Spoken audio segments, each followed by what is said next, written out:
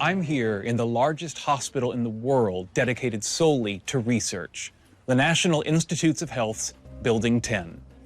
The groundbreaking work that goes on here is the product of a special partnership between the researchers focused on the most intractable diseases we face and their patients, who are here because they refuse to give up.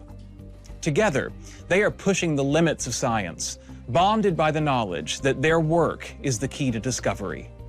I'm Jim Parsons, and this is First in Human.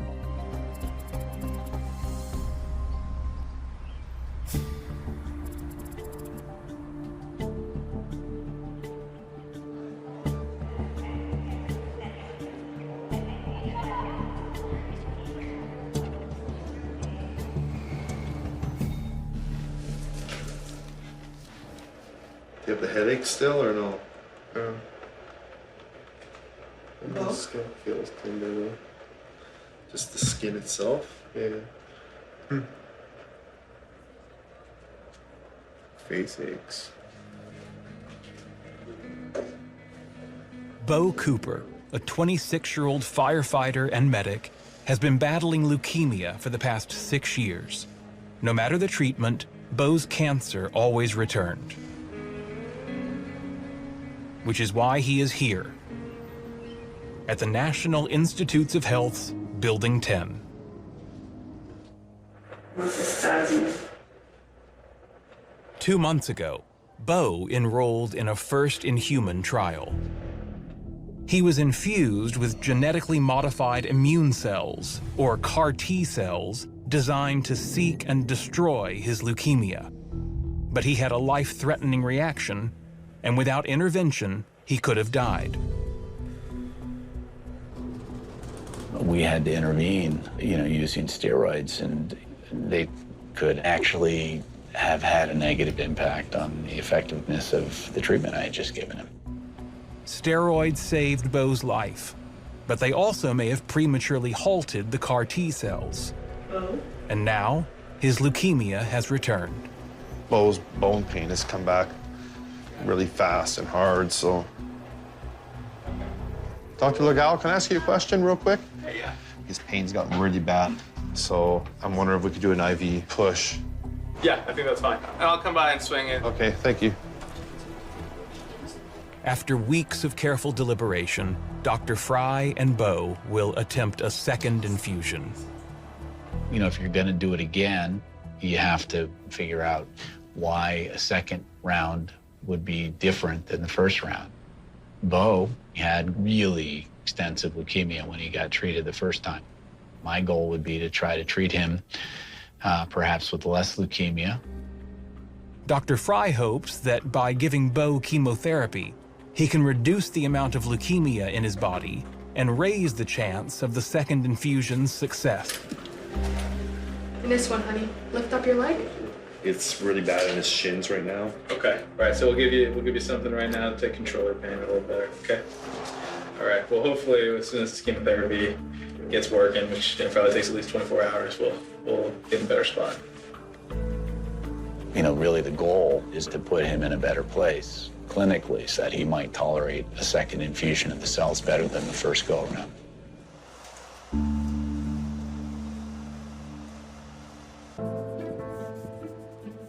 When you do clinical research, when you do the stuff that we do, persistence is definitely a component. We have to be persistent. Dogged determination is really what it boils down to. Permutation after permutation, improvement after improvement, decades of lab research to try and find the treatment. But you never know, no matter how well it works, what it's going to do in a patient.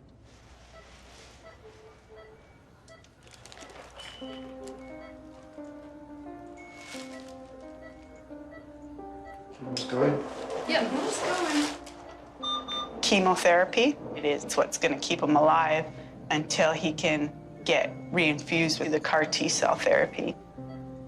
It's a tough battle. It's really hard. But as a unit, we're still here and we're fighting for our boy. Bo understands the position he's in. He has no other options. If this place can't make him better, nobody can make him better.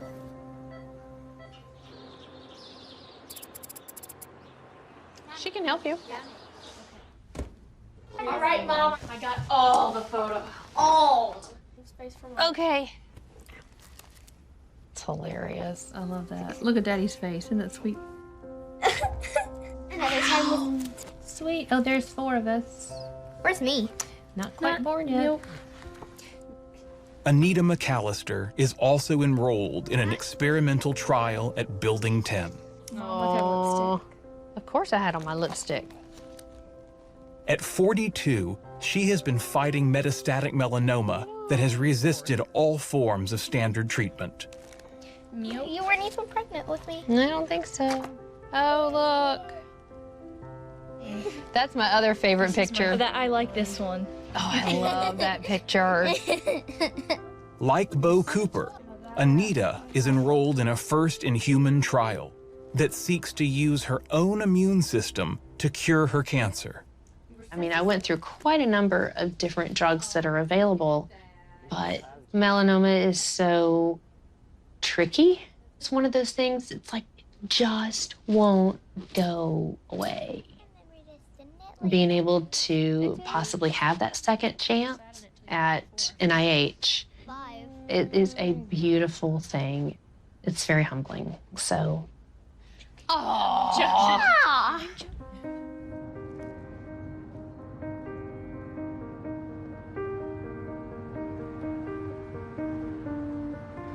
So what time is the first appointment? What are you doing? 10 o'clock, so we're Okay. doing good. I certainly don't want to be late Yeah. for that, since we made good time getting up Yeah. here. There is Building 10. 4 weeks ago, Anita had surgery to remove immune cells living in her tumors. These cells have since been multiplied into the billions, and the most active will now be infused back into Anita. She will remain at Building 10 for the course of this treatment. Oh, this is where we go. You got it? Everything I own. Hi there. Hi, I'm back. Yeah. Hi, I'm McAllister. We're gonna head over this way and go to the exam room. Just got in, and now it's just kind of getting reacclimated to being here again. You know, we were here, we had surgery, and This is a little different though, because surgery we knew it was going to be like a couple days, three days, and then you'd be home. And now we're I packed here. the kitchen sink. We packed the kitchen sink. We're here for a while. Mm-hmm. And you got to stay. Yeah, that's okay. It's for a good reason, so. This disease robs you of a little piece of you and a little piece of the person you love. I wasn't expecting this. This is not what I was expecting my married life or my parental life to be. But we were so fortunate to get into this protocol that gives us another shot of hope. Next Friday is cell day. So that's when I get all the cells they've been growing for me in the lab the past month. So this is it. This is big time, big leagues. So getting ready for those cells.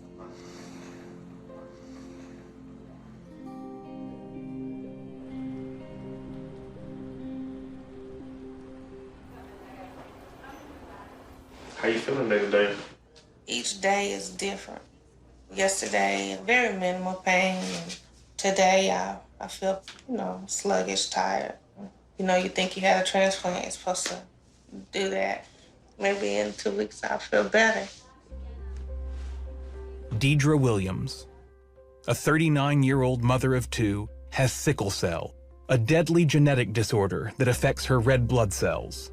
It's a devastating disease that causes horrible pain over and over and over throughout a patient's life, and a very shortened life.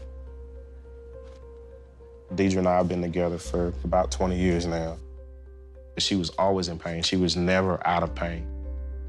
It it just tore me apart to really think about how long is she gonna be around. Okay, so her total white count is 590 now. A week ago, Deidre received an experimental bone marrow transplant with her sister Tanisha as the donor. The hope is that it will cure her of her sickle cell disease. When I heard about this procedure, I was all in. You know, it's either this or nothing. I didn't have anything to lose. Hey. How are you? Dr. John Tisdale is leading the team conducting this trial. During this week is usually when people feel pretty weak. I do. I'm very tired. You told me to expect that, right? Mm-hmm. Yeah. I'm a little disappointed, you know. I should be feeling good, but I know that's not the reality. I know we got a process to go through. We're in such a beginning stage. Yeah, there's a lot going on. Yeah. I understand that. But everything's on track, going just like it's supposed to. Now, I'm extremely excited at the possibility of having my friend and my partner back whole. Well, thank you guys. We still have a long road to go. That's gonna really show us if things have worked. And I'm just taking one day at a time.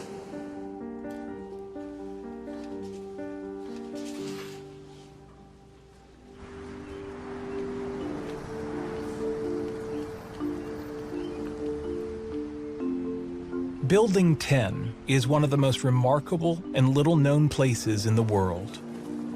Here, countless patients have participated in first-in-human trials that have led to some of the most important and far-reaching discoveries in medicine. Many important discoveries have happened in Building 10. Some of the first applications of chemotherapy for cancer. There is, for a change, some encouraging news about AIDS. The first testing of AZT happened in Building 10. The gene which is responsible for cystic fibrosis. The first new drug for epilepsy in 15 years. Stunning advances in the Human Genome Project. Researchers at the National Institutes of Health will begin testing an Ebola vaccine in humans next week. Each of these advancements was the product of years of trial and error, and each relied on a unique bond between patient and doctor. Okay, all the patients are on this side of the ward, so we're going to start here today. Okay, so this is part of the new trial.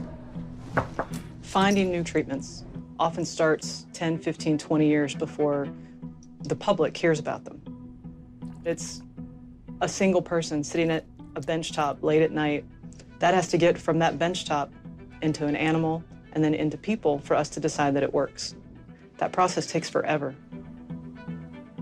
There have probably been 40 days in the last 40 years when I have not been in Building 10. Some 30 years ago, Dr. Steven Rosenberg made the remarkable discovery that one's own immune system could be used to fight cancer. Now called immunotherapy, that treatment has since given millions of cancer patients hope. But like so many breakthroughs, it was the product of years of heartbreaking disappointment. In the course of the development of everything that works, there was a time when it didn't work. When we began using immunotherapy, we treated a very large number of patients without success. After treating 66 patients with advanced cancer, all of whom went on to die, we finally saw cancer disappear. You can see the reduction in tumor size of this nodule. There's a small remnant. It was 1984. A young woman who had widespread melanoma throughout her body had been through a variety of other treatments. I was 33 at the time I went into Dr. Rosenberg's protocol. I knew that the cancer was spreading, and so I had started saying goodbye to people. I didn't think I was going to make it. Linda Taylor was the 67th melanoma patient Dr. Rosenberg had treated. The 66 who came before all had died from their cancer. And while Dr. Rosenberg was constantly adjusting his experimental trial, There was nothing to suggest that Linda's fate would be any different. But she surprised everyone. When she came back at a month, the multiple tumors that we could see growing in her body had not changed. And we biopsied one just to see if we could see what was happening inside that tumor. And astonishingly, when we looked at it under the microscope, all of the tumor cells were dead. I went back home and Steve gave me a call and he says, "We've got a dead tumor on our hands." And so I said, "Well, what exactly does this mean?" And he says, I don't know. I didn't know whether it was a fluke, didn't know whether this was a miracle, and Dr. Rosenberg didn't know either. And so you could feel this tenseness when I would come back. But in fact, when she came back for the following month, her tumors were going away and they ultimately all disappeared. She had widespread tumor 30 years ago, and here she is completely tumor-free now. Oh, great to see you. Oh, wonderful. Although I get to look at you every day up on my wall. Oh, yeah.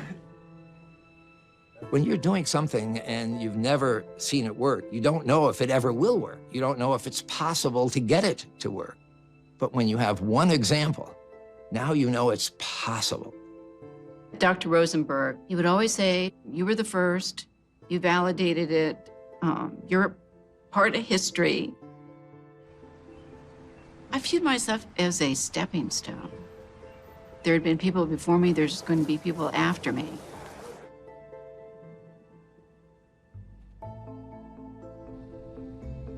Linda Taylor showed us that it was possible, for the first time ever, to stimulate the body's immune system and cause a cancer to disappear.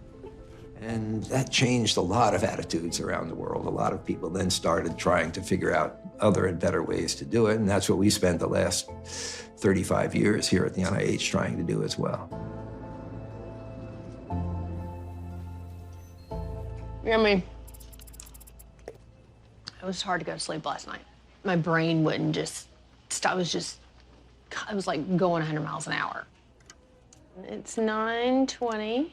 I think I'm gonna get hooked up pretty soon. We wanna get the line started so we know that that's good and ready to go when the new drug starts this morning. The trial Anita McAllister is enrolled in is the product of everything Dr. Rosenberg has learned since he cured Linda Taylor of her melanoma 30 years ago. Even still, this immunotherapy treatment is successful in only a quarter of his patients. I think in the laboratory, we have figured out a better way to make these cells work. Nothing short of 100% is going to make me sleep easier. In the hope that they can raise their success rate, Anita's doctors are giving her a new immunotherapy drug, in addition to her specialized treatment. She will be the very first patient to receive both in combination in a clinical trial. Hi, Anita. Good morning. How are you? Good, how are you? I'm doing well. Good. So, your pembrolizumab is here. Pembro time. Pembrolizumab time. The exciting thing with us is that it's never been done before in combination with the cells you're going to be getting, so. It's exciting when they're excited. Here we go. I'm gonna trust there was a mouse somewhere that probably got it before, and they're like, hey, he did just fine. He did do great, yeah. Mouse made it. So as long as the mouse made it. Here it comes. Here it comes. Drip, drip, drip. Drip, drip. I am now patient 1 in this brand new trial. Pembrolizumab's on board, and it's just one more way for them to hopefully keep the cells happy a little bit longer. So my body's getting ready for Friday. Yeah, here we go.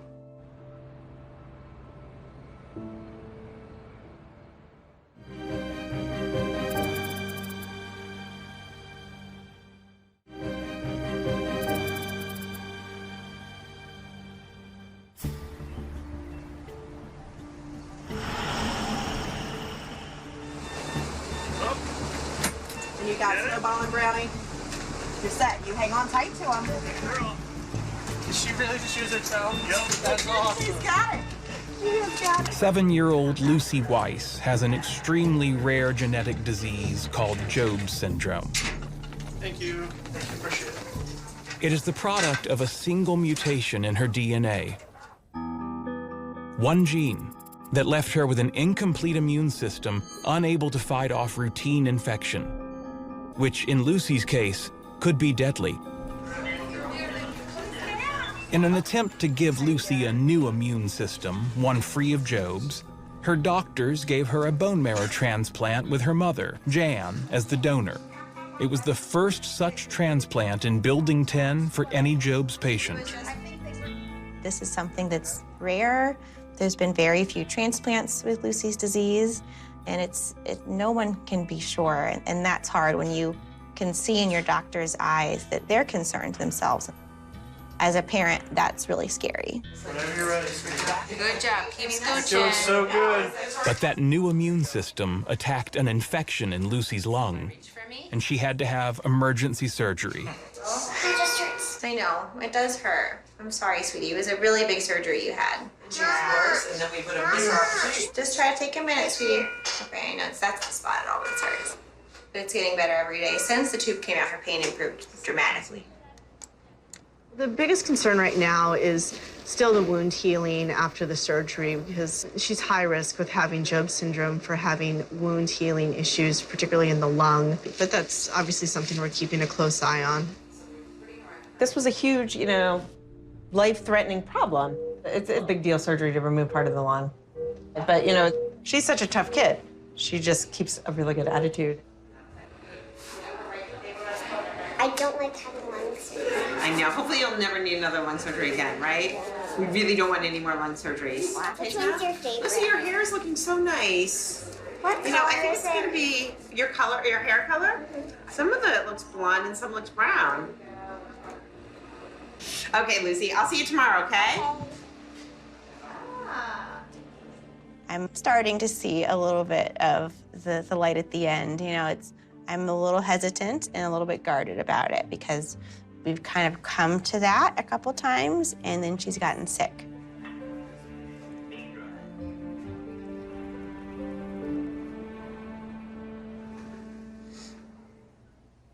Do you know when the cells are coming in?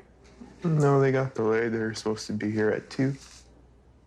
Bo got a cycle of chemotherapy and had a pretty dramatic reduction in his leukemia. It's not gone, I don't think, but it's quite a bit lower, and clinically his condition is markedly improved from where he was going the first cell infusion.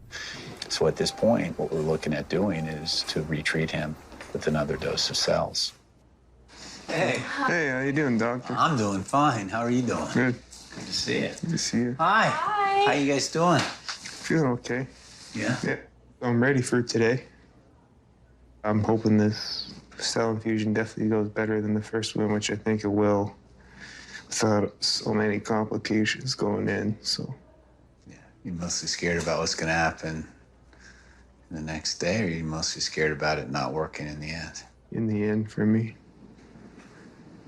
You're starting with less leukemia, so that makes it less likely that we're going to have any of the same sorts of issues that you encountered with the first infusion.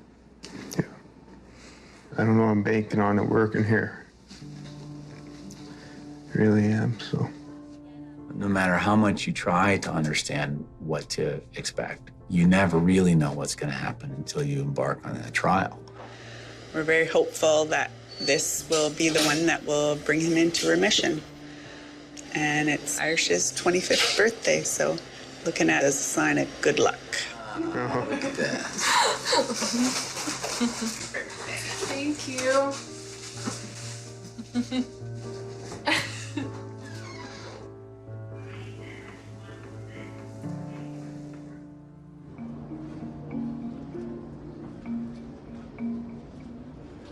I thought I'd go ahead and just get some vital signs. Okay. Today, Anita will be receiving her immunotherapy treatment. But unlike Bo's cells, which have been genetically modified to fight his leukemia, hers were extracted from the tumors in her body and then grown into the billions in the lab. The hope is that in these far greater numbers, they will finally be able to cure her melanoma. Today is the culmination of so much work and so much effort. You know, these guys in the lab have been babysitting my cells for weeks and weeks and weeks and watching over them. And they get to go back into me. And I almost can't even talk about it because it's just so exciting. A couple other patients that are getting ready to get started. Anita's our only cell infusion for today. So the cells are due to get in at about noon. Around noon, 12:30 is the approximation that the TIL lab's given us. And if you're doing well. So today is day 0 for Anita. She's going to get her cells today. This is the day we've all been waiting for. We've been working on these cells for over a month now. So it's a big day. Hey. Good morning. Good morning. How are you doing? I'm good, good. Glad you're back. You ready for today? I am ready. Good, I'm good. absolutely ready. Perfect. Absolutely. You've had a chance to meet Dr. Rosenberg? I have. So nice to see you So again. nice to see you again. Well, we're finally here. Today's the day. I know. Please go ahead, have a seat. Okay. I was told you handled the pembrolizumab well. Oh, yes. But no problems with chills or fevers or anything like that. Okay. A lot leading up to today. Are you ready? I am. I mean, I'm not going to promise not to cry at the moment because it's just so overwhelming. Well, we're It's excited. really The cells have been growing well, and we're ready to get them out of the lab and back into you. And for you to be here and to meet you, it's just, you know, unbelievable. Well, it's taken us 30 years to develop this. We're very excited about it. It's just going to take 20 minutes to get these cells in, and you just imagine them chewing up that tumor when they're in there. Oh, exactly. Just chew away and chew away. We'll do our best at every stage. Excellent. Great. Thanks so All much. right. Well, good luck to Thanks you. for coming by. Sure enough. Thank you. Thanks, guys.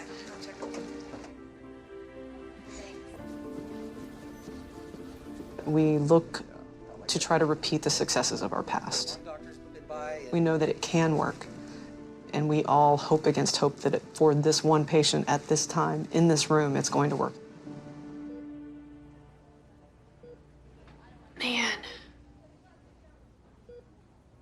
I was talking to my daughter earlier about a spelling bee that she had been in, and you know, and it's frustrating when things don't happen the way you want them. It's like, you know, you try and you try and you try, and just like, I just want to win. Like, I so understand that. Because, you know, you try and you try, and I've done so many things. I want to win. I want this.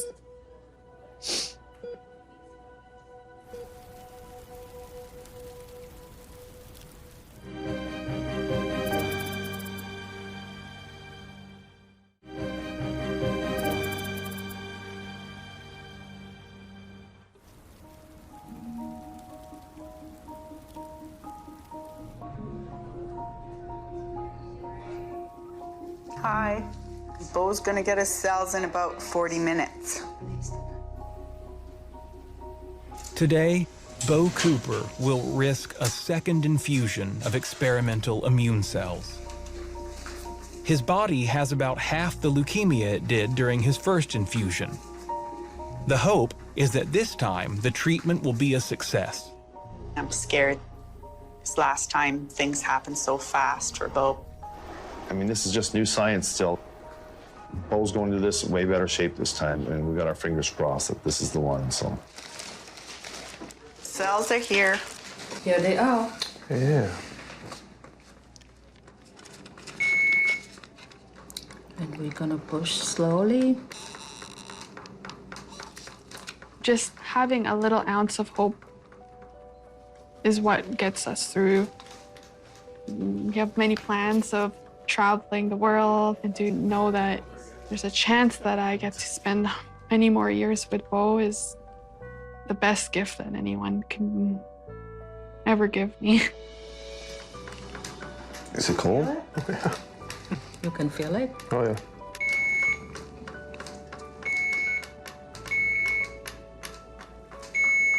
All done. Cells are in. If I close my eyes and just feel what those cells are doing inside of me, it feels like they're fighting. They're They're not moving around slow. They're battling each other and they're winning.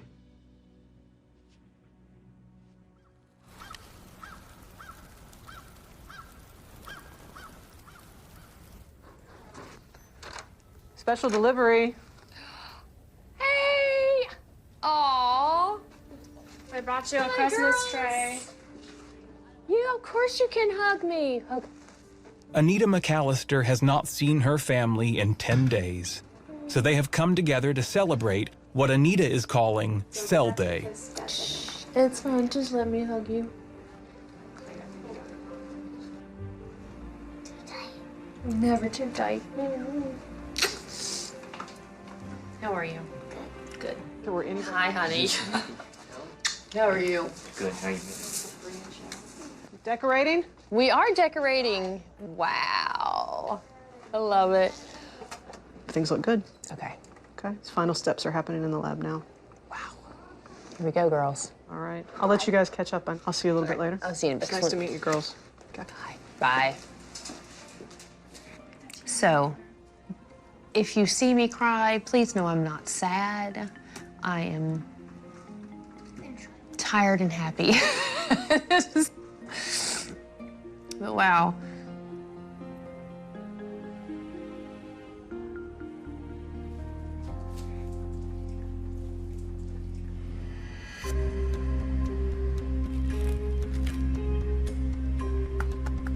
It's about the most highly personalized treatment you can think of, this immunotherapy.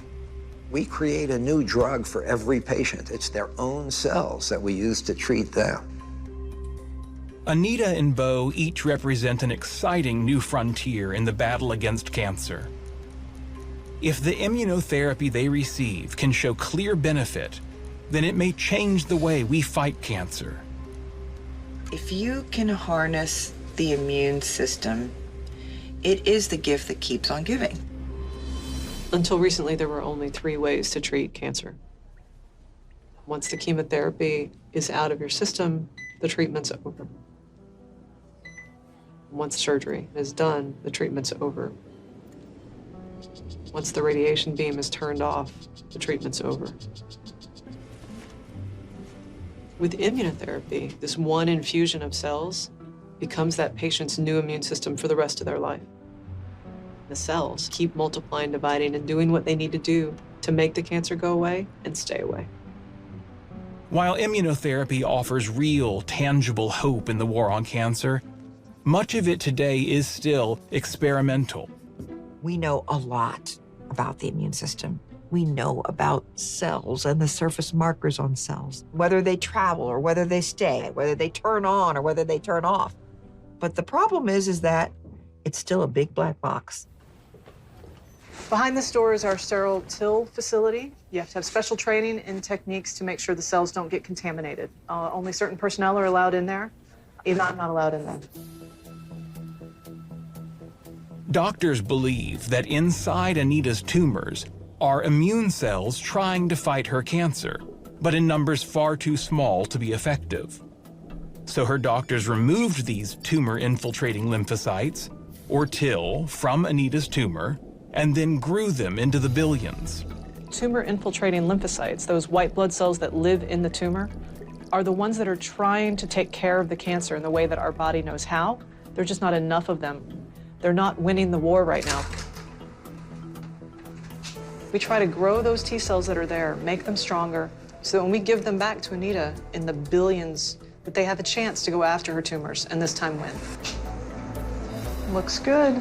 The cells are gonna go down this line into the centrifuge, but they'll start spinning.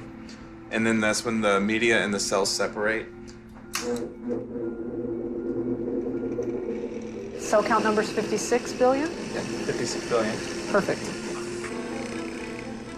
All these cells came from... Cell count number's 56 billion? Yeah, 56 billion. Perfect. All these cells came from that tumor that was in her breast.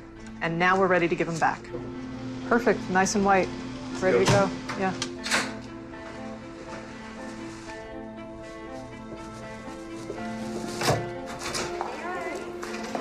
Anita McAllister. Thanks, guys. Thank you. Father, the cells are here.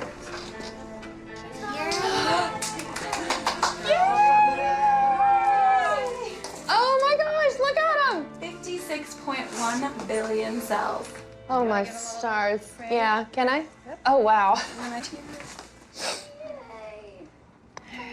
Yeah.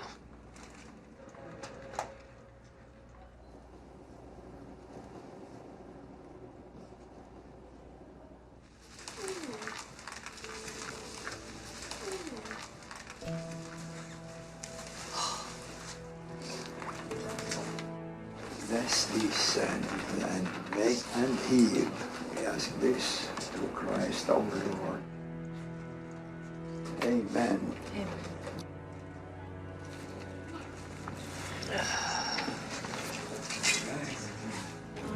You can see them coming now. They're coming through the Yeah. line. 50 what billion? 56.1. It's about 8 cells for every man, woman, and child on Earth. Wow. Wow. Ugh.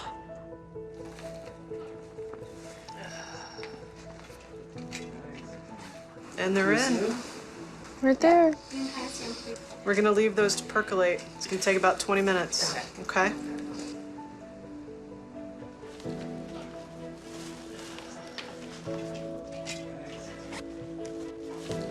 I think we overused the word amazing. This is really amazing. So. I'm trying to come out. No. You'll be careful. I will. Don't squeeze me or else I will quit. Love you guys.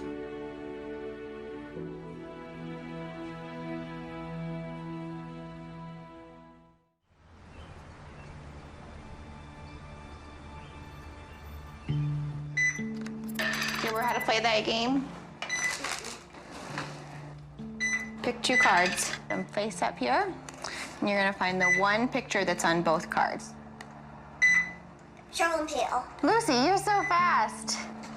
Lucy Weiss was born with Job's disease, a genetic mutation which left her unable to produce the immune cells needed to fight off certain kinds of infections and help heal her wounds.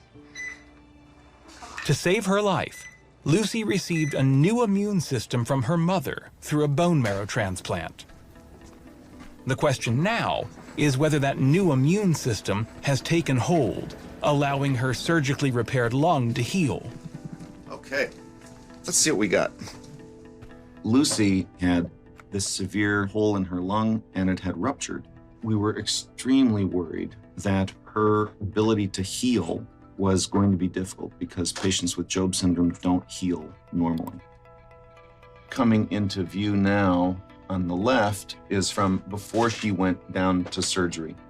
You can see this very large cavity. There's a lot of infection there. Let's see where it is on today's scan. Well, look at that, it's gone. Whereas this whole area had this large cavity in it, now that part of the lung that had that cavity has been removed and all we have left is good lung. That's really beautiful. Check that out. It just doesn't get better than that.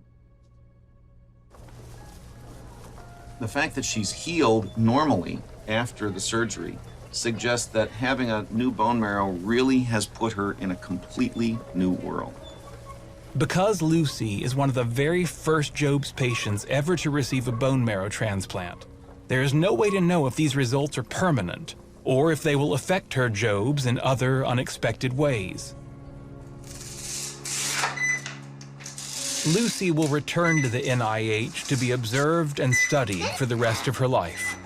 But today, she is finally able to leave Building 10. Lucy, you have so much stuff to bring home. And you want to bring all your candy, right? Lucy is being discharged today, which means we're moving out of her hospital room that she's been in for 4 months now. Can you believe that you're not going to be in this room anymore? We've been here forever. And does it feel like you've been here forever? Yes. I bet. It feels like I've been here for 3 years. I know. So what are you most excited about for when you go home? Joel wants you to have a sleepover in his room and then have a sleepover in your room. Yeah. Can I have to sleep over the first night I'm here? Maybe. We'll see. I know. We're on our way.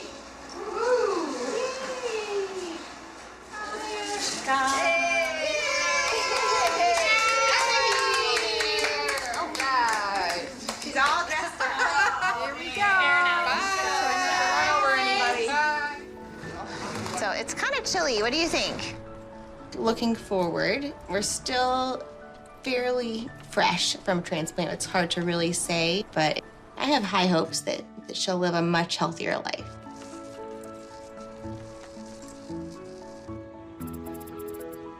If this doesn't work, we can always use powdered sugar.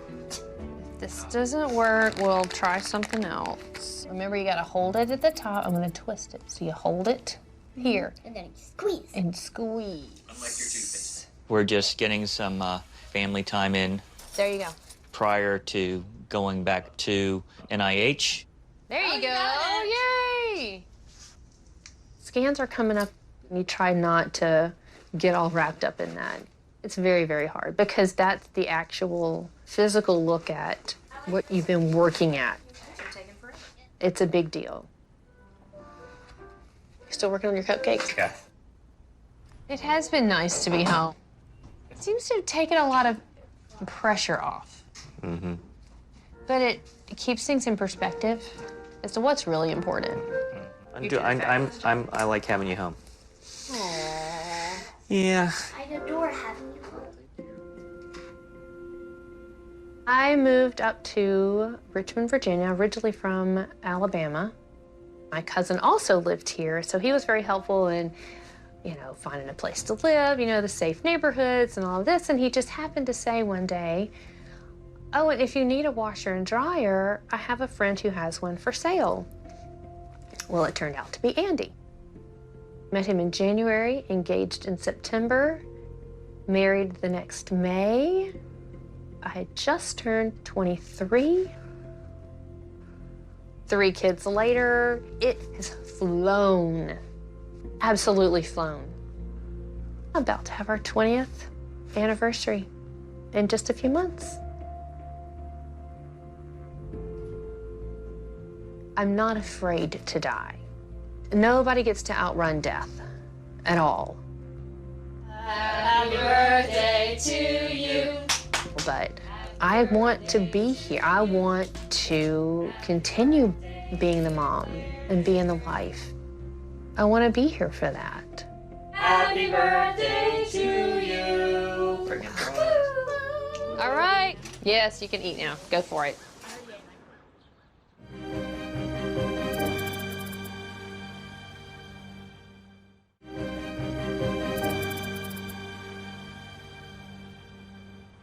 The unsung heroes of these first-in-human trials are the families who support their loved ones through the challenges of serious illness and the inevitable ups and downs that come with a first-in-human trial.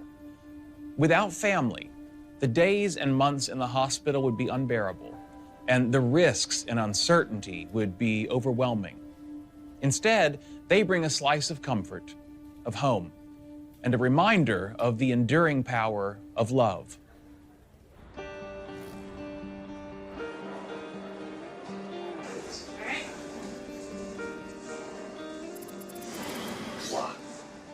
How was that? You good on your own? You can stand here or stand to the side. You can spot me when it gets hard. Sure. Over the last 6 years that I've been dealing with leukemia, and I've learned that being patient and taking your time to rebuild it's important. I'm hoping here for the good outcome and the finish line, but who knows what's going to happen here in the future. Bowie, are you gonna do some hamstrings too? Whatever you say, you're my coach. Yeah, that's right, you better listen. He pushes me too, and we push each other. Doing this kind of gives us a piece of what it's like without hospitals and leukemia, so it kind of has some sort of normalcy. How are you feeling? You did a lot today, so. I've done it a few times now. The rebuild after chemo and all that. So your body recovers. Hopefully everything inside's recovering, and with any luck.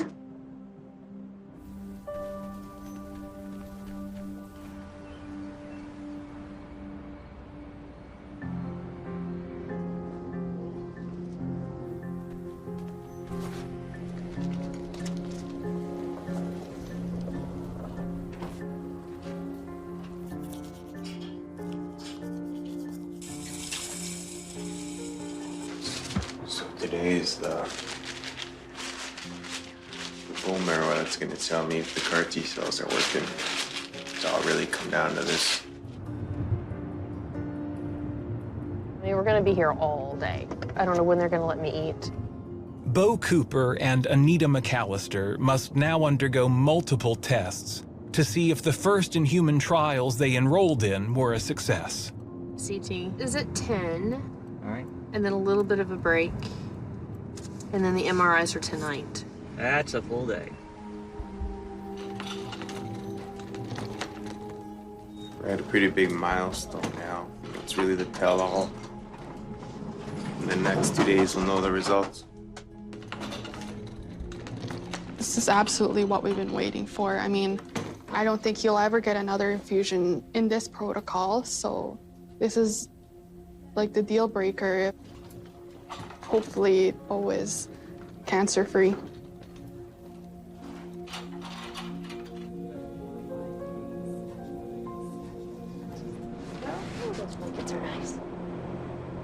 So now I need you to bring both arms above your head for me, please. Okay. Okay.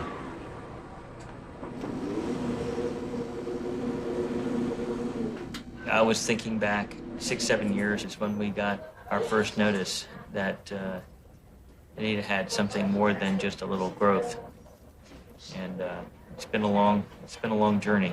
It sure has.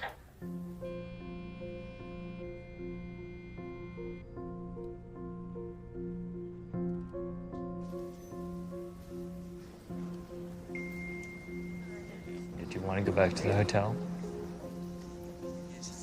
And we'll be back in the morning to talk to the doctors about what they saw. All right, thank you. Tomorrow, it's got all sorts of great possibilities. It's also nerve-wracking because I can never dismiss the possibility that I'll lose her. And so I pushed that down. For the past year and a half, we've been throwing stuff at it and throwing stuff at it and throwing stuff at it. It's like, okay, something's fine. Come on, you know, Charlie Brown was kicked that football. So, you know, this is the one you really hope that's going to do it.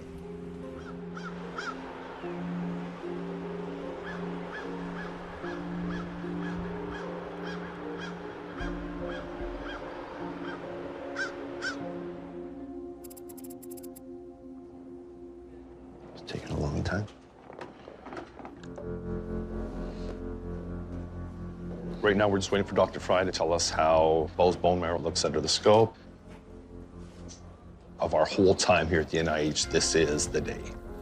You know, today we will know where we go from here.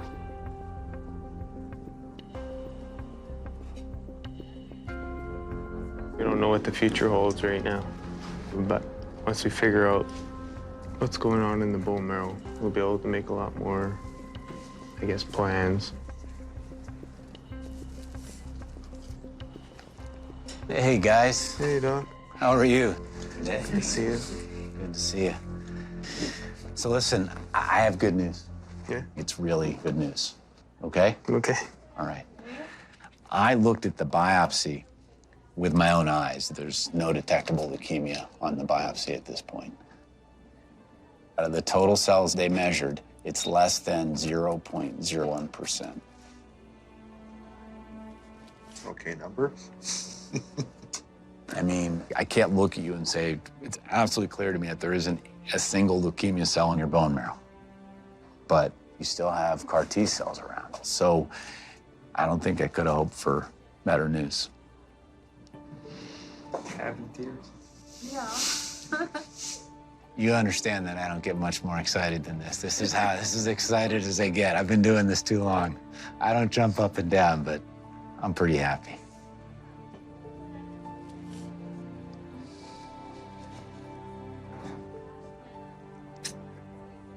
This is, you know,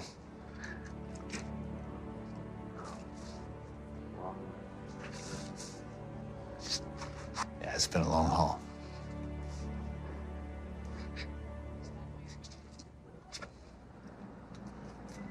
I would recommend that we just sit tight and repeat the bone marrow in a month. You okay?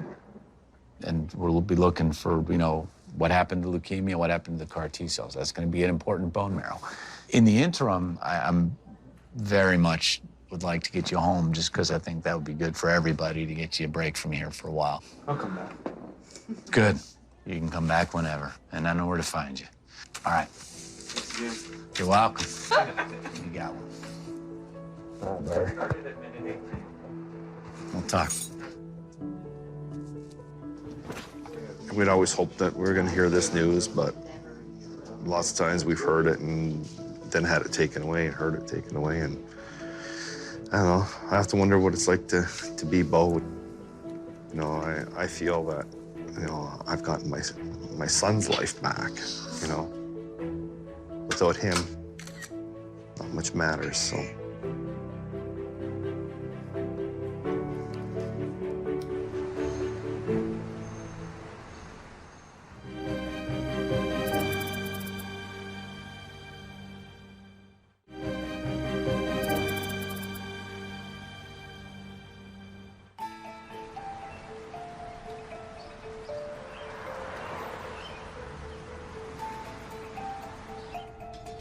In her career at the NIH, Dr. Goff has worked on numerous clinical trials.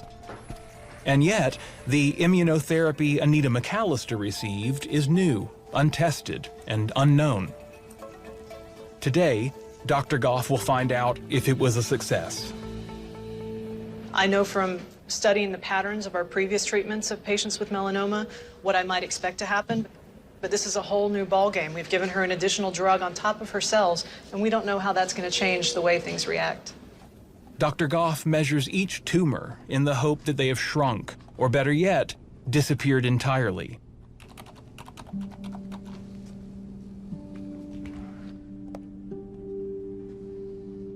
Looking at the patterns of how we've seen responses from cell therapy in the past, every time we get a scan where we don't see things getting smaller, the chance of it working goes down.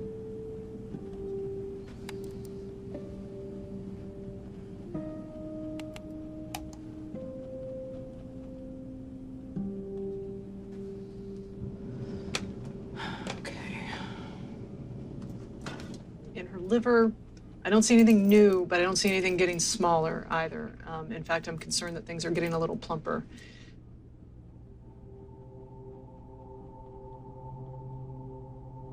I think at this point, honestly, what we would call her is stable disease. We didn't have the home run effect that we wanted to have.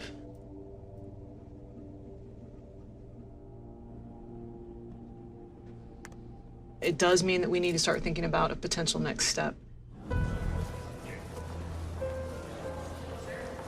One of the great things about being in a place that's doing research is that we're constantly making adjustments. We're constantly learning. We keep moving forward.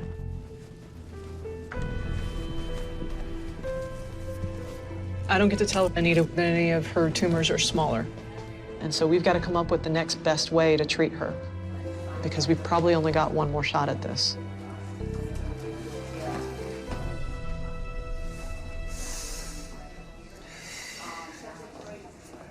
Hi, how are you? Good to see you again. Hello, hello. I'm always gooped up. Yeah, it's all right. It's habit. It's a good habit.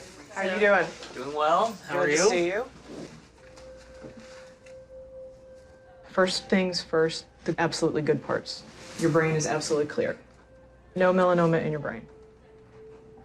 The node that we've been following in your neck, Yeah. absolutely stable. Okay. Almost no change whatsoever. All right. And then we're keeping an eye on a couple of other things. The way the other things are looking, it's Right. very mixed. Some are smaller, some are bigger. None has gone completely away. It's not the best news I could have given you today, obviously.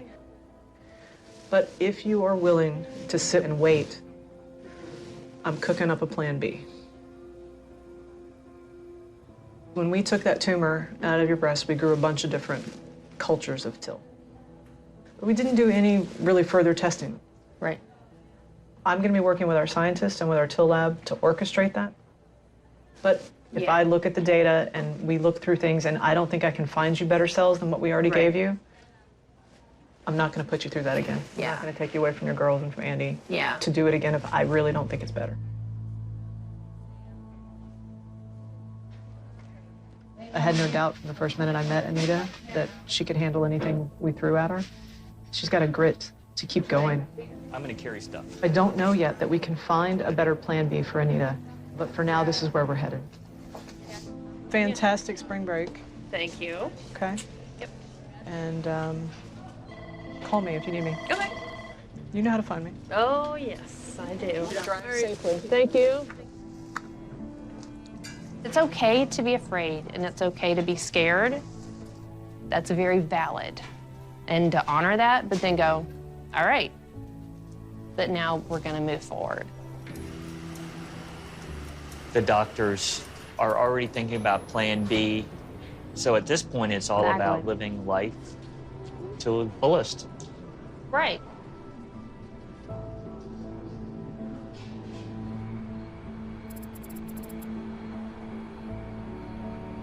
How on earth are we gonna pack this, Bo? I'm not too sure. I don't know. Oh my gosh. This is your work uniform, Hattie. Yeah. After a 4-month stay at Building 10 and 2 rounds of genetically modified immune cells, Bo Cooper is finally able to return home. I guess it's sinking in all of a sudden that we're going. Well, there's no place like home. It's it. Yeah. The measurable amount of leukemia in Bo's body is less than 0.01%. In a few weeks, Bo will return to Building 10 to see if the experimental CAR T cells have eradicated his cancer. There's apprehension with my health and how things are going to go here in the next few weeks. The bone marrow is it's gonna show a lot. But there's going to be a lot of things at home that are going to take my mind off of it. Hey, brother, what's happening? Hey, how you doing? I said you're coming home today. That's exciting. Yeah, finally. Coming back for a few weeks. How you feeling? I feel pretty good. I think a lot better than the last time you seen me, yeah. I'm so excited to see it. It's going to be wicked. Yeah, it is.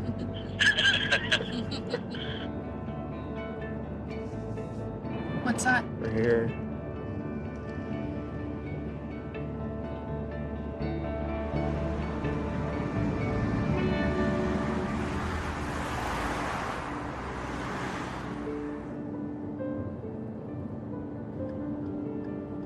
You think they'll recognize you?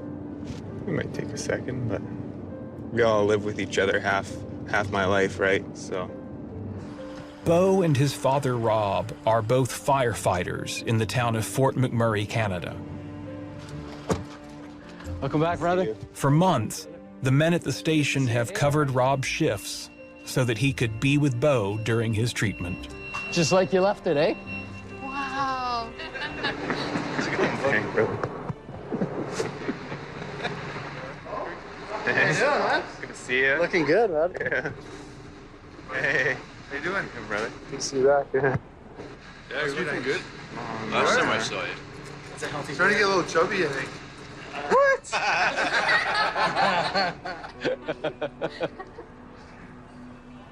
How you doing, Chief? Working hard, or? Here, brother. Good to see you. I'm so pleased to see you.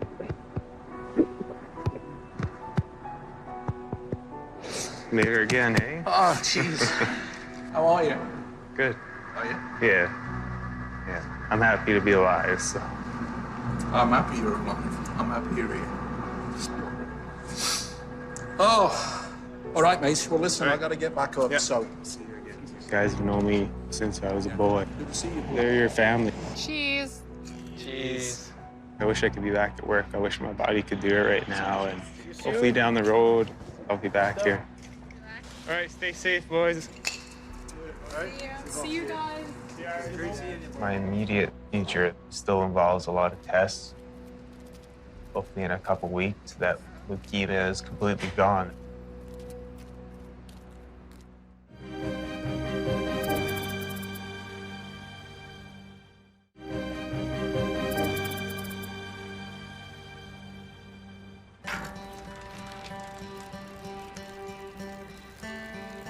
Dr. John Tisdale has spent the last 2 decades trying to find a cure for sickle cell disease, a deadly genetic disorder that afflicts millions around the world.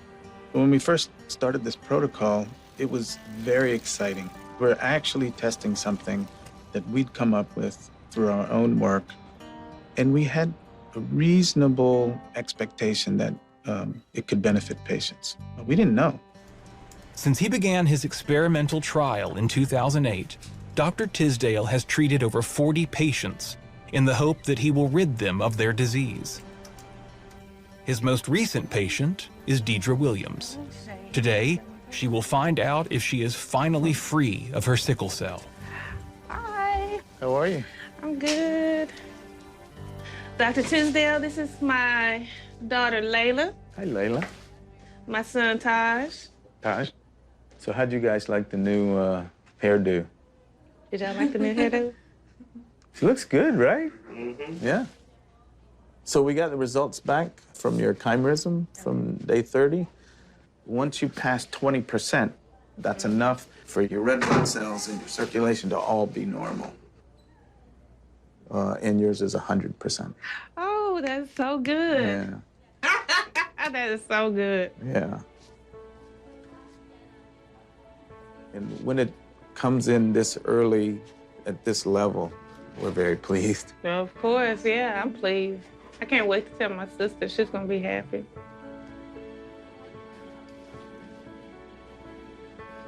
Let's go, babies. Nice to meet you. Nice to meet you. As always. Bye. Thank you. Okay, y'all, so that was good news.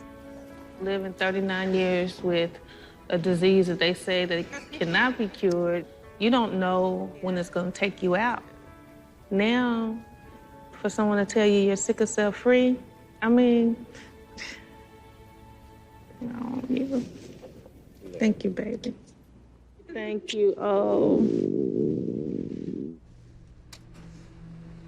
Dr. Tisdale's treatment has cured 90% of all patients enrolled. Please join me in welcoming Dr. John Tisdale. We've got some really good tools to combat this really horrible disease, and at the end, He believes it is time to make it available in hospitals around the world. We've transplanted 46 patients now. In our mind, this should really be offered to adult patients with sickle cell disease who have a match in their family that can serve as a donor. Taking a treatment from an experimental setting to a broader patient population is the goal of every doctor at Building 10. What the doctors are doing here is figuring out how to take new treatments and make them part of routine medicine based on testing and based on individual patients' reactions. Literally, medicine is being created here. The kind of medicine that's out in the world of hospitals and routine practice.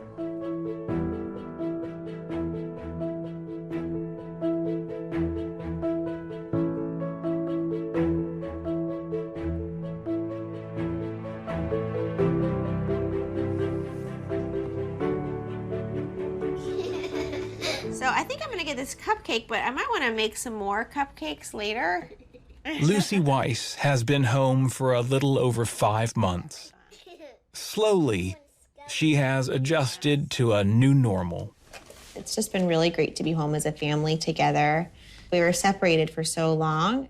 Okay, so what is that a cupcake? This is cookie.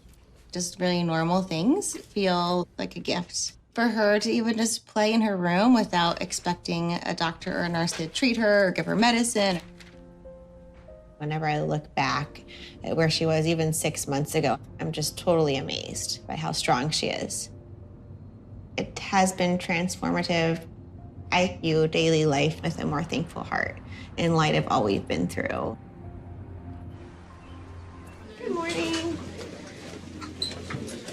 Does this hurt? Doesn't it hurt? No?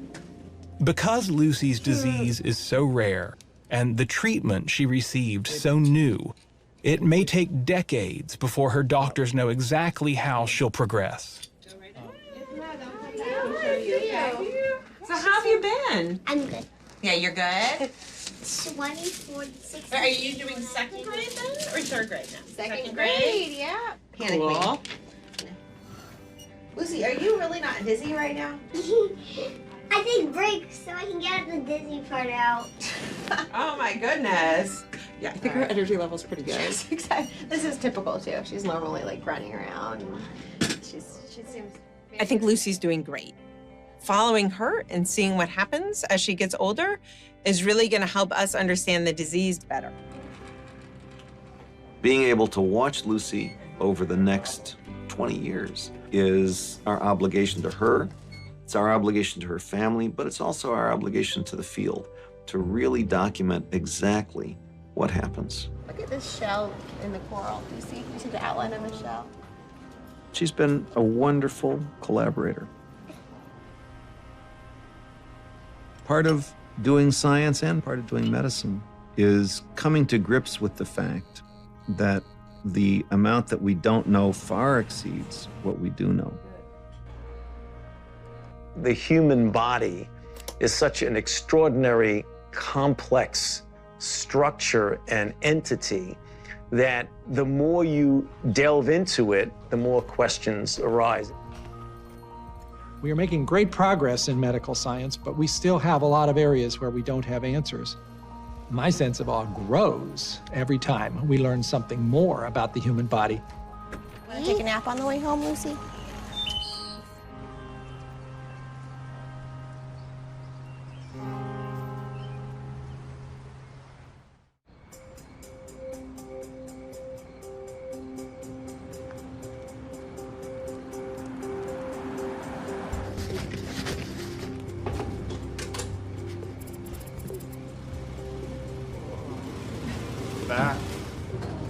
After several weeks at home, Bo Cooper has returned to the NIH to find out if the experimental CAR T cells he received have been able to kill every last leukemia cell in his body.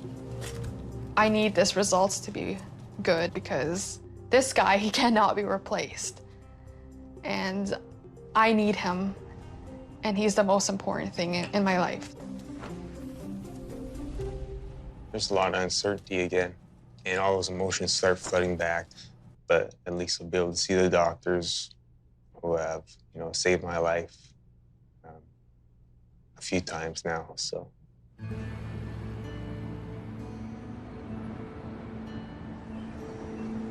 Mr. Bo Cooper.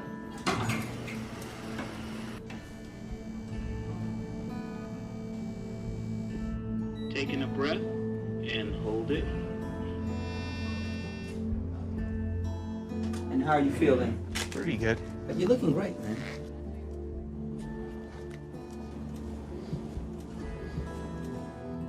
Bo's final test will be yet another bone marrow biopsy. Tired, man? Hope this one's not just gonna be bad, like you're gonna feel sore. And...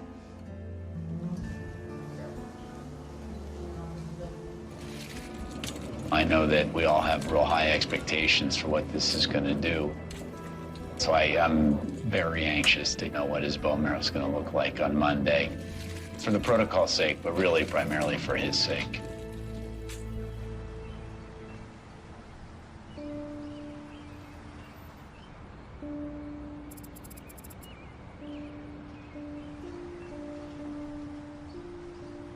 I'm meeting with the doctors. Hopefully they have some results from the bone marrow, but I'm not too sure right now.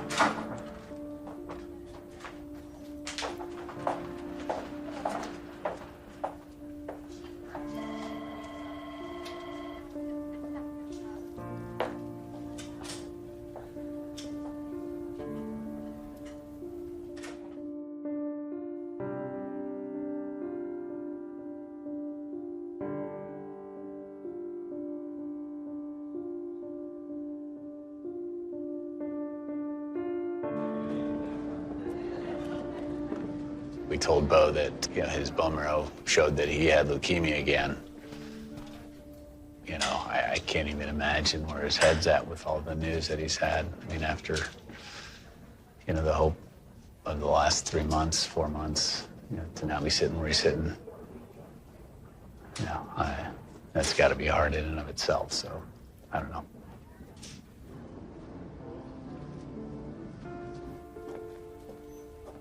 The hardest thing for a researcher who's put their heart and soul into trying to find a way to help people is to have those interventions fail. Those are heartbreaking. They happen all the time.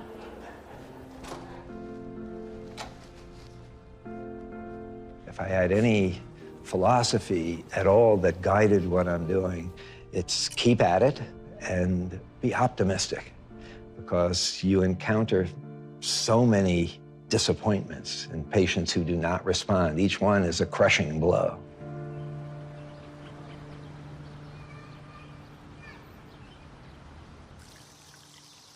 Look at that one. The watermelon's growing up into the rosemary. Oh, that's where you put it. You want to go fill that up for me? Sure.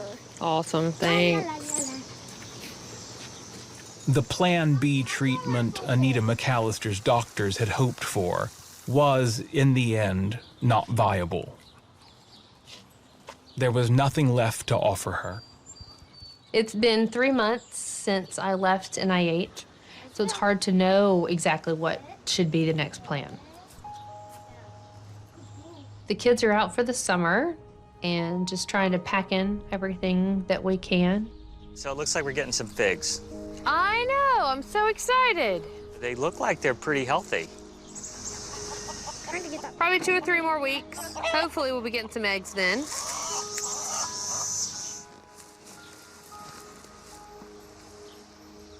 What'd you find? Oh, what are you gonna name him? I don't know. Is he already named? I didn't name that firefly. Oh. Whoa! Hi, Leonard. Leonard. Leonard the firefly. Participating in that TIL treatment gave me more time. We talk about kind of kicking the can down the road, just help me kick it a little bit further, and a little bit further, and a little bit further. How's it going today? You tired? Oh, I'm tired. Thank you. Silly. You start to see everything is a gift, and everything is precious, and at every moment, and so you don't want to waste anything. Not a bit of it do you want to waste.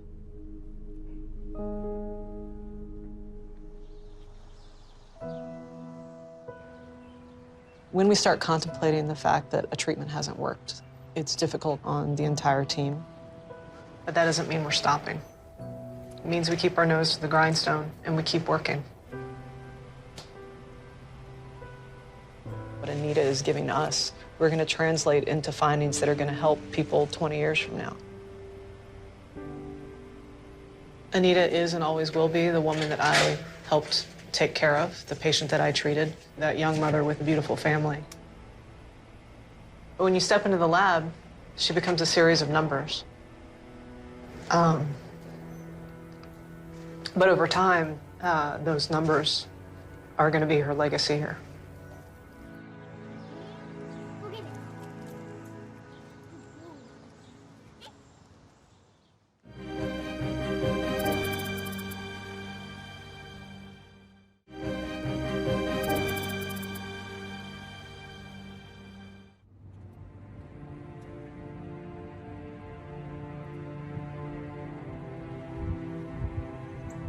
When I signed up to do this job, I was aware of the fact that there's moments that are heartbreaking. 1 week ago, Dr. Terry Fry had to tell his patient, Bo Cooper, that his leukemia had returned. When I have these difficult conversations with patients, and treatment didn't work, the cancer's come back, I have flashbacks to being on the other side of the table when my wife was diagnosed with a rare cancer.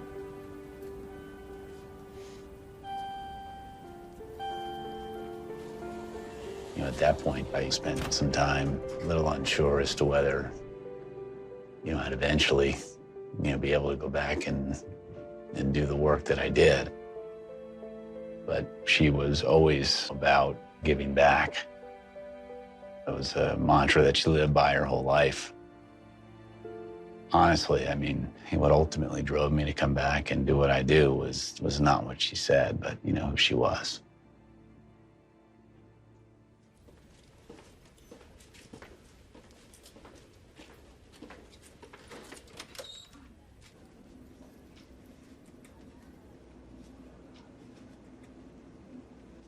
When you enroll in these sorts of trials, you do it with all the uncertainty about whether it's going to help you. There's no way that I know what it's like sitting in your shoes. The CAR T-cell therapy never cured me, but it kept me alive. We just don't know why yet. It's just too early. I always understood that. And it's going to cure other people, I have no doubts. At the very least, we're going to help people, and I mean, that's what you're trying to do, and that's what I always tried to do. That's why I became a medic firefighter, to help people. It's humbling to hear that, and it's also hard because, when I get to know patients as well as I've gotten to know you, to be as close as we were, it's hard. There's no doubt that it was beneficial, incredibly helpful, from the standpoint of the trial, and will certainly help with the development of this therapy. I'm very optimistic, but it doesn't change the fact that I hoped that it would have more of an impact for you.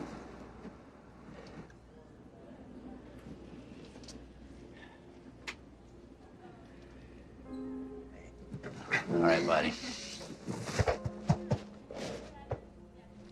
All right. Sure. All right, we'll see you. There's a few people I look up to. One of them is my father. And I look up to Dr. Fry. When things didn't work, he went out of his way to save my life again. Lots of paperwork, lots of hours of him up all night, I'm sure. No sleep to help me. I thank him so much. I learned something from every patient I take care of, more from some patients than others. When, somebody like Bo with his amazing attitude about, all he's been through, I mean, there's a lesson for all of us, right? I mean, keep everything in perspective. I'll never forget Bo.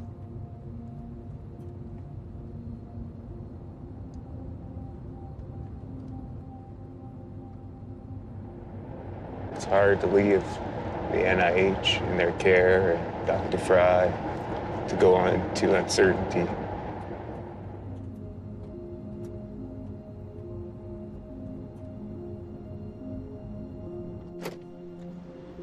We learn things in our trials from every patient that we enroll. One of the main things that we learned from Bo was that simply reducing the amount of leukemia created a situation where we could give exactly the same dose of CAR T cells more safely and with a more positive outcome. The process of going through that second infusion will certainly inform decisions about how the trial will proceed in the future. I'm not finished thinking about ways to make this treatment better. I mean, the goal here is obviously to try to cure everybody with cancer, and in my case, acute lymphoblastic leukemia. As long as we still aren't effective at treating everybody, I think there's still work to be done.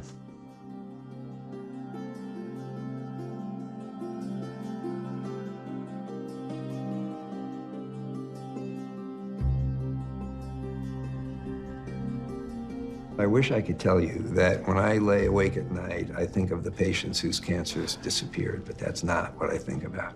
I think about all the patients who did not respond, whose families had to watch their cancers progress, who went on to die of their cancers. And so there's just too much left to do.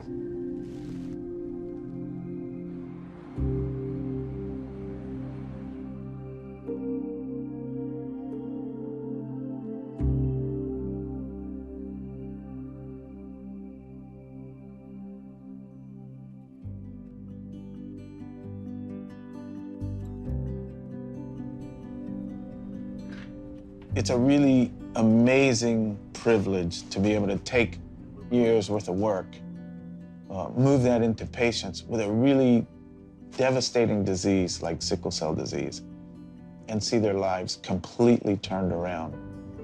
It's just like night and day. Hello? Hey. Yes, I'm on my way home. Finally free of sickle cell, Deidre Williams has been given back her life. She will return to Building 10 for years to come to see if her damaged organs heal and return to normal.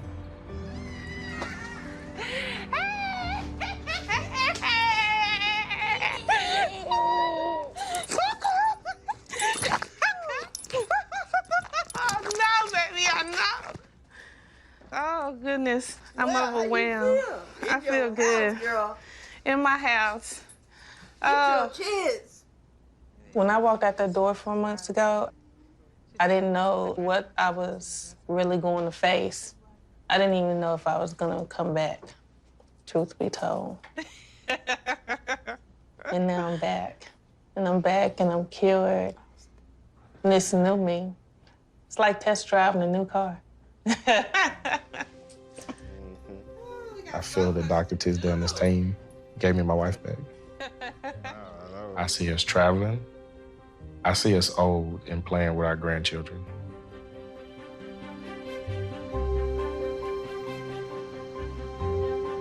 Building 10 is a place of hope because people keep working until they find the cures. Sometimes it's 2 years, sometimes it's 10 or 20 years. There's a certain tenacity to these researchers where if something fails, they're going to go back and try it again.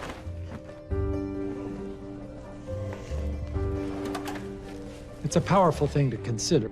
If you are in a circumstance where some medical intervention has been offered to you that's provided some benefit, where did that come from? Oh, wonderful. It came from all those other people who were part of the studies that ultimately proved there's a standard of care here, and it helped you. They're your ancestors in a certain way. Some of them lived, some of them died.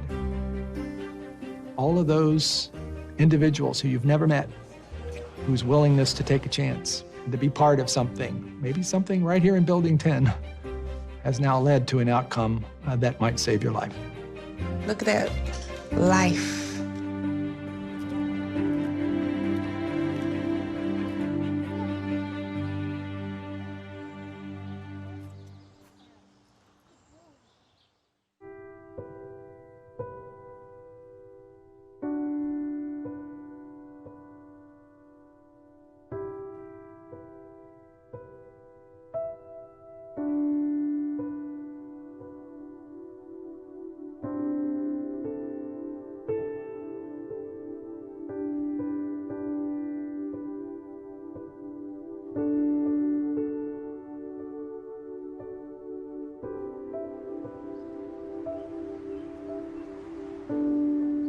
The trials of Building 10 reveal how medical progress is made in all its complexity.